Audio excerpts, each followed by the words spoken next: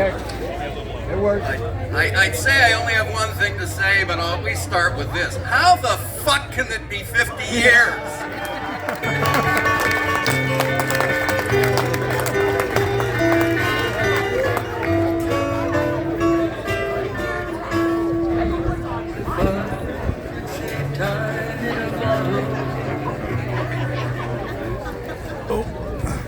Jim Croce, Time in a Bottle. That was the #1 song on the Billboard charts on January 1st, 1974. Pretty appropriate for this occasion. First, a big thank you to those who were kind enough and in many cases creative enough to donate some door prizes to be handed out a little later. Thank you to Brad Elterman in absentia, Laureen Frenning Christofouli, Jane Hammond, Janie Thorne, Inga Muftazad Windsor, and Shayna Bernstein Jones for your generosity. Next, thank you to the many classmates who helped put things together for tonight. Your thoughts and ideas were all very helpful. Everyone wanted a more casual gathering, not another rubber chicken dinner at a big hotel, and that's why we're here. A special thank you to Tracy Kidd Kern, also in absentia, who for all these years has lovingly maintained so much of that class memorabilia for events like these. She also helped us get this banner from the current athletic director at Van Nuys High, Dion Coley. Thanks to Elena Habib Fote and her wonderful husband Tony, who is not here tonight, but was last night, for making sure all the stuff got here and helping set up our table. And a thank you in advance to this guy, Pete Demetrio, for what I know will be an amazing retrospective on the last 50 years in about 8 minutes or less. And just so you know, the reason this person is here is because some of Pete's professional colleagues heard what he had put together and said it needed to be videotaped. It needed to be committed. So I've heard, and it's dynamite. Is this legal proof? Yeah.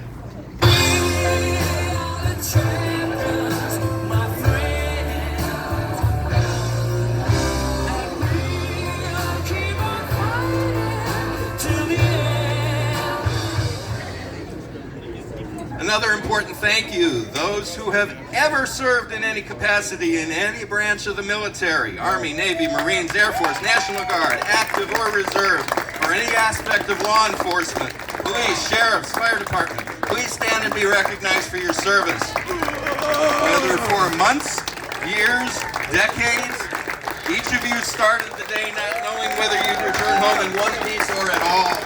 And at the end of the day, for that, you have our profound respect and appreciation.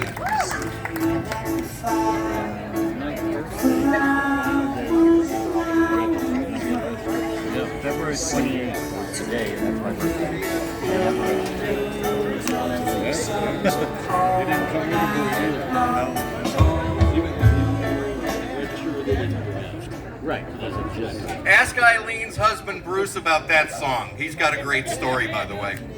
Yeah! I hope those who joined us at our house last night had an enjoyable evening and were able to set the mood for tonight. Please big a huge thank you to my wonderful wife of over 41 years, Debbie, for making that happen. It was her idea.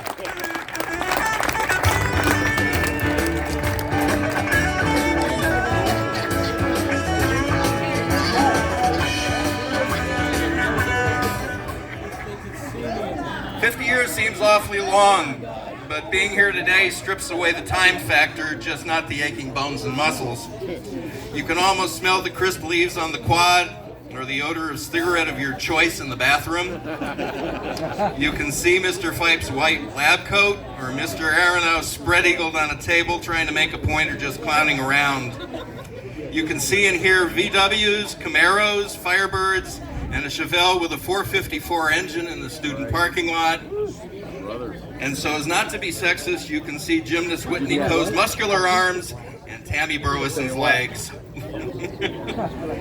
Everything changes, but not entirely. And that's exactly why we're all here. Even though we're now in our late 60s, a part of us is still that 17 or 18-year-old we're reconnecting with tonight. To those who suggest this is counterproductive, I borrow from Mr. Freesius. Bull shoes, little Eva. We aren't living in the past, we're just remembering where we came from with those we lived it with. And good, bad, or indifferent, the people in this room had a huge impact on who we have become. If Debbie Crawford were here, she'd correct my grammar, but unfortunately, the very happy new grandma couldn't be here tonight. We returned to our reunions because this formative time in our lives was important. It was simultaneously tumultuous and full of change, but still in so many ways free and wonderful. And because of all that, the relationships we've built in that crazy time stick. These bonds simply don't break. Whether it was Pete barreling up our Granada Hills cul-de-sac in his news truck right after the Northridge earthquake, Eileen dropping what she was doing to help our daughters work on parts of their bat mitzvah candlelighting ceremony we couldn't know about, or Danny Zuckerman, who hasn't gotten here quite yet but will be, letting Debbie and me live with him and his wife for 3 months while our house was being built. I can only hope you've also had similarly blessed times with the type of friendship we've had over the years. So tonight, we speak to one another about the old days, the more recent past, and even the future. I doubt any one of us has had our life go exactly as planned. As it is said, man makes plans and God laughs. Finally, on the thank you list, a thank you to each and every one of you for making the effort to be here. Not only did it matter to you that you wanted to be here, it also mattered to everyone else in the room that you were here.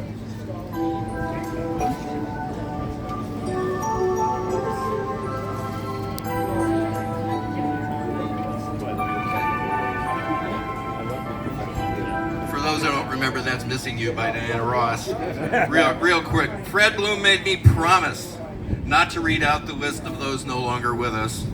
The good news is I'm advised Bob Bucksbaum remains alive and well in Massachusetts, despite what the list said 10 years ago. The not so good news is that we have lost several other friends and classmates. That list is on the table over there for your review. If there's a name there that shouldn't be there, or a name that isn't there that should, let me know.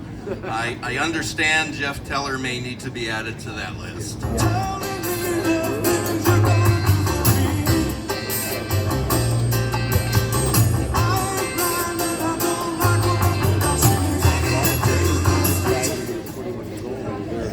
Has taken place in the past 50 years, and nobody is better qualified to summarize it than our own Pete Demetrio and KNX News Radio. For some 45 years, he has covered every major local news event, as well as a multitude of national and international news stories. He's won more news reporting awards than honors there is time to list. And he keeps us informed with honesty and accuracy. Just the facts. I'll take the liberty of saying that the most meaningful story he ever covered was not a fire, a trial, a riot, a war, an election, or a politician's Q&A. The most meaningful story he ever covered took place at a May Day rally in or near downtown LA. It was not because of the story, but it was rather because of a chance encounter with Janet, a tall, intelligent, lovely woman who eventually became his wife. Pete was one of my groomsmen, and years later I was one of his. Let me tell you, a Greek Orthodox wedding ceremony is one hell of a lot longer than a conservative Jewish wedding ceremony.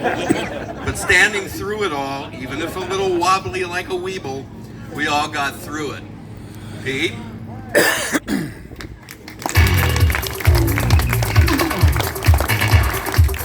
Oh, yeah, right, exactly. It's 2024. It's a miracle that we've survived. I do remember a few things, see if you do as well. 1974, there were 213 million of us. Our median income was $11,197. A stamp cost 8 cents.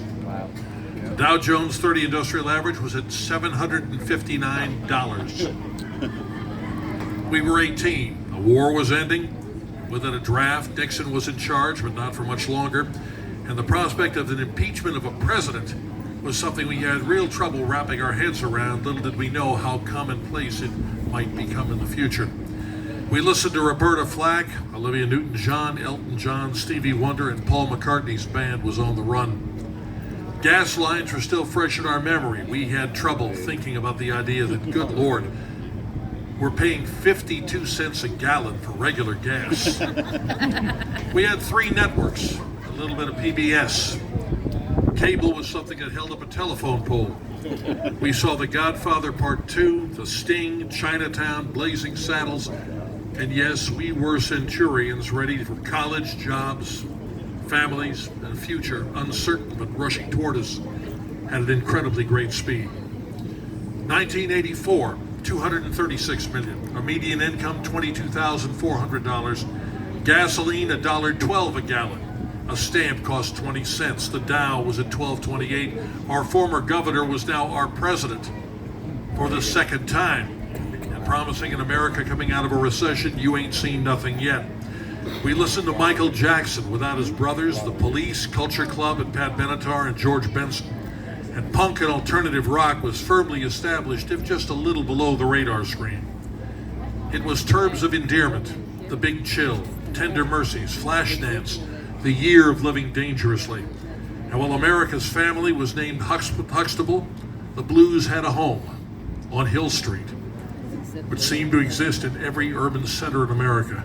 And if you had a dream job, at least for guys, well, we were a little disappointed because it was already being held by a guy named Thomas Sullivan Magnum in Hawaii.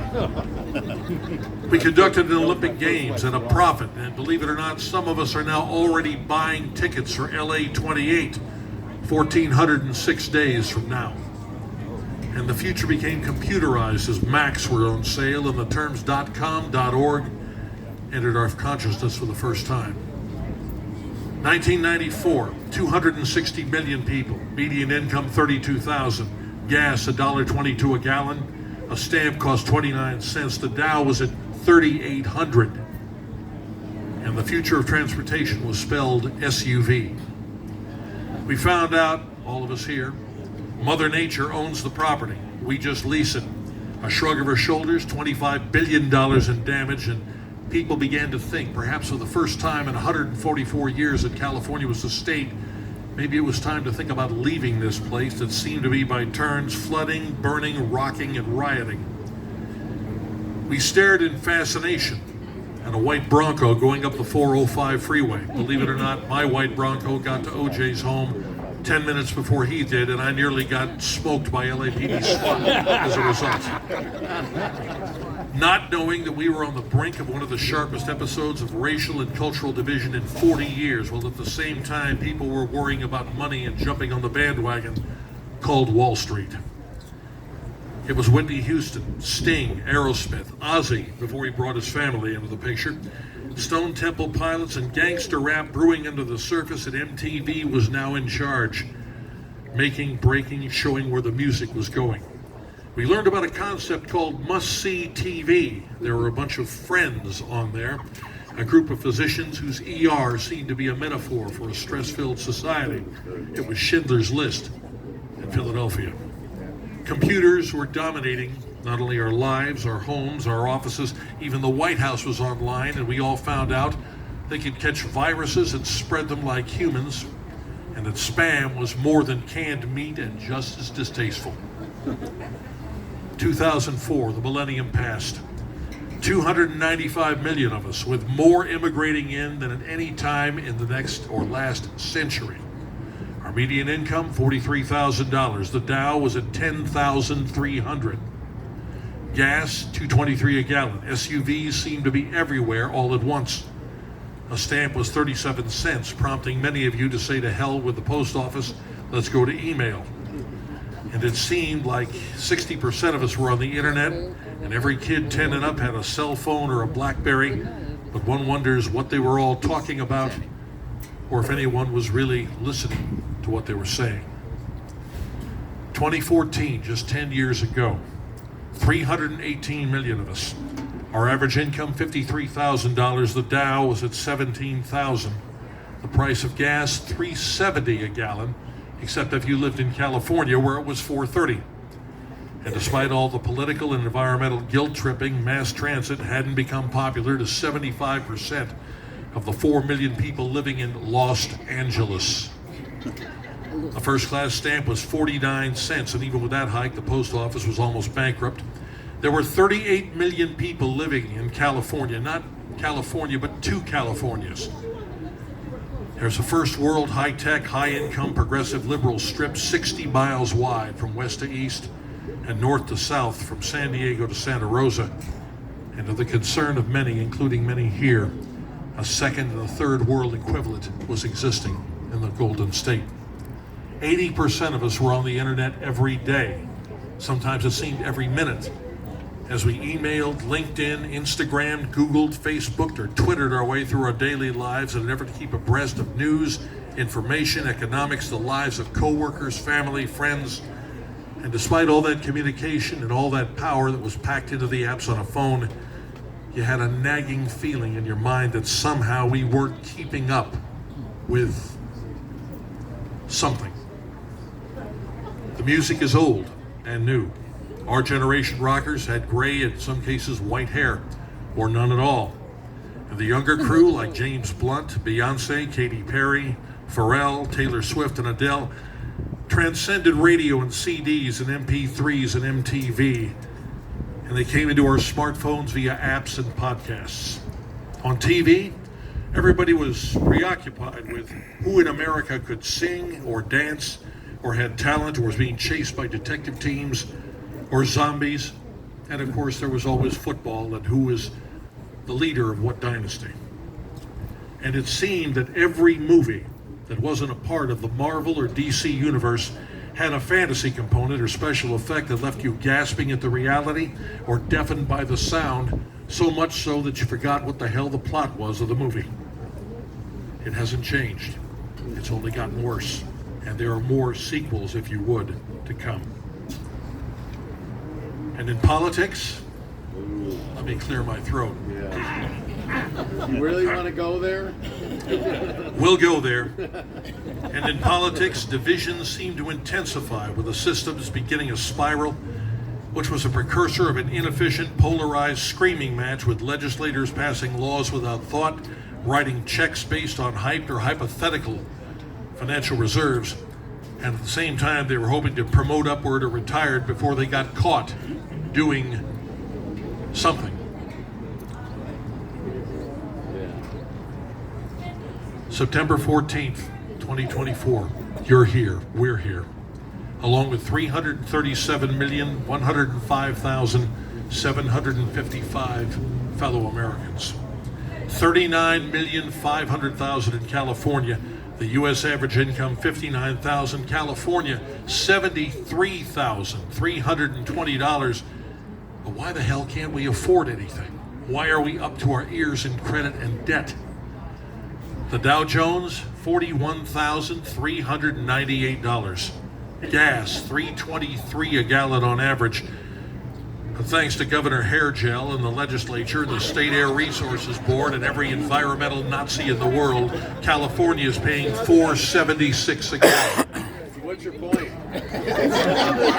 And for the 100 of us or more who are here now, take a deep breath and think.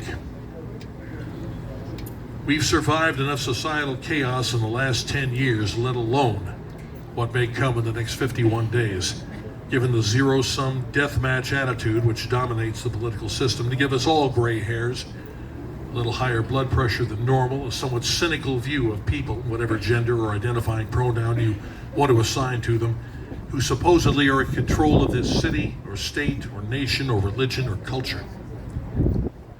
We all can look at the prospect of an extended life beyond what we have now, personal health choices and future pandemics notwithstanding, and marvel at the fact that at least some of us in this area right now will be here for our 60th, and God willing, our 70th reunion. In that time,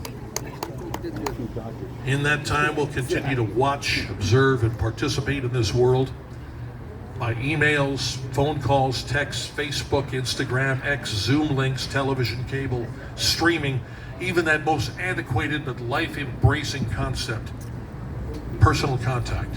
A cup of coffee, a daily walk or a bike ride with a friend or family, or even total strangers. Sharing personal insights, physical or mental skills, and life lessons in a college, a school campus, a church, or seminars in the private sector. I hope that most of you, if not all of us, can look back on what we were, how far we've come, what we have survived, with varying degrees of wonder, humility, humor, and pride. For all of us have now been awarded that ultimate professional proof of existence, very simply meaning BT, DT, SWU, NDIS. Been there, done that, still walking upright, no dementia in sight.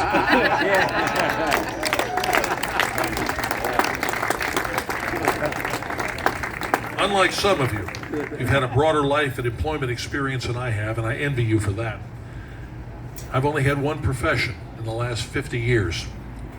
I've been a journalist, an on-air chronicler of the first rough draft of history in this social, political, cultural vortex that is Los Angeles.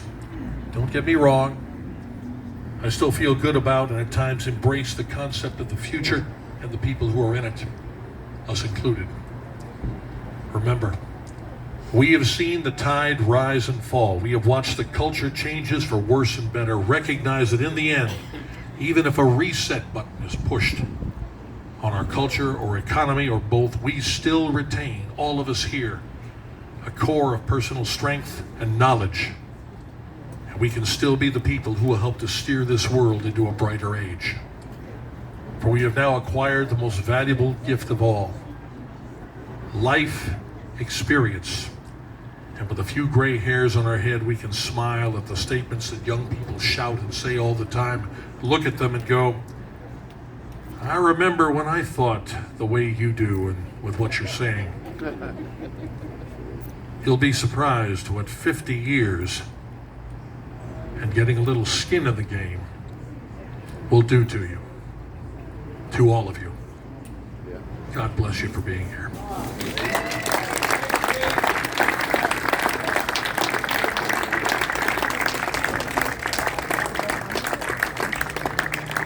No way to follow that, so let's eat. And I'll be back before we serve dessert.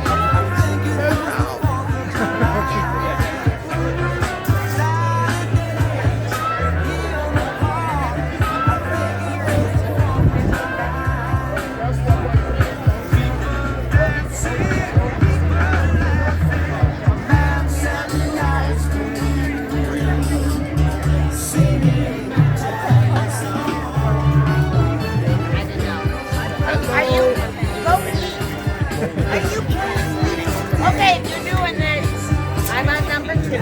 I'm not from the class.